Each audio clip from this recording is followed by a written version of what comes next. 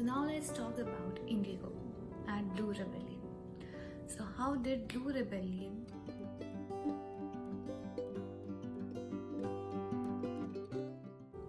came? That will be the last thing we will be talking about. But first we will be talking about how Indigo was started growing in our country, India.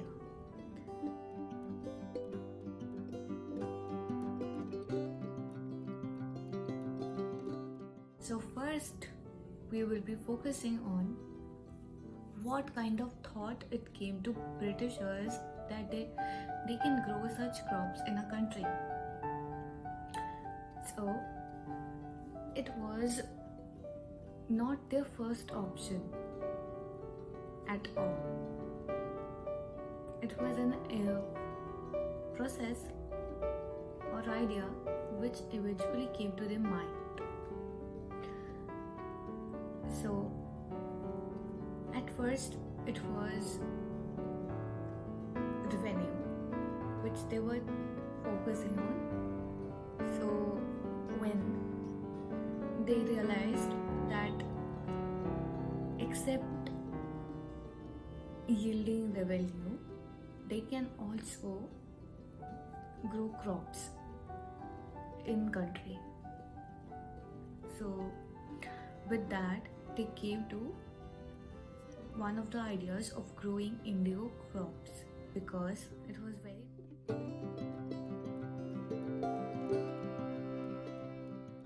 difficult for them to grow in their country because of the climatic issues.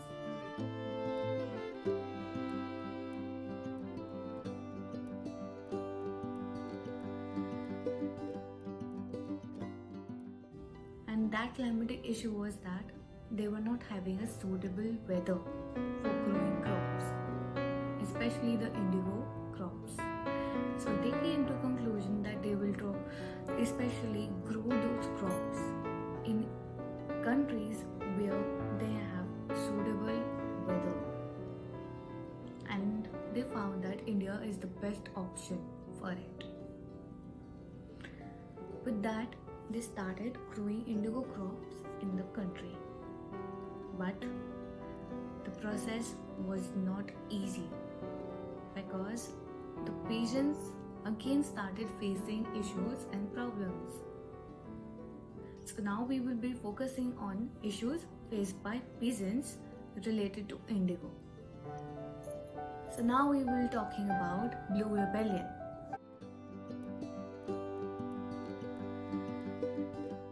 Blue Rebellion was started by peasants.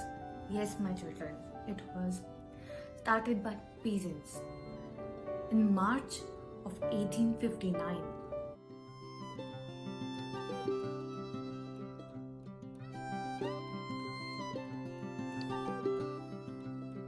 This is very important date that you all should remember. Okay, so now we will be talking about how peasants started this rebellion. They started by attacking indigo factories with spears, swords, etc.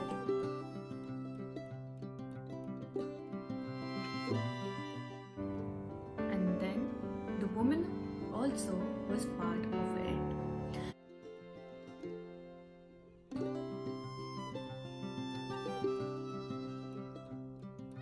They were using weapons like pans and pots to attack indigo factories. And then they came to the another thing, that was that this problem was continued for many weeks. And with that we will come to one thing, that the main problem of this was that it was very crucial, very harsh, and the main reason was because that this Blue Rebellion was started was because the peasants were facing problems. Those problems were that they had to pay hefty revenues and they had to buy expensive tools that were bullocks, plows, etc. And now we will be talking about how the indigo actually looks. Okay, children, I know that you all will be wondering what is indigo. Indigo was a dye which was grown not by simply adding a colorful powder in a mud, but it was a flower. Okay? And from that flower, indigo powder was formed. So now I will be showing you all how a cloth looks, especially that has indigo color. Okay, so here it is. Yes, here it is. Isn't it very beautiful? It is so soothing color. I know you all want to buy one of these. It has a beautiful prints on it. Very beautiful.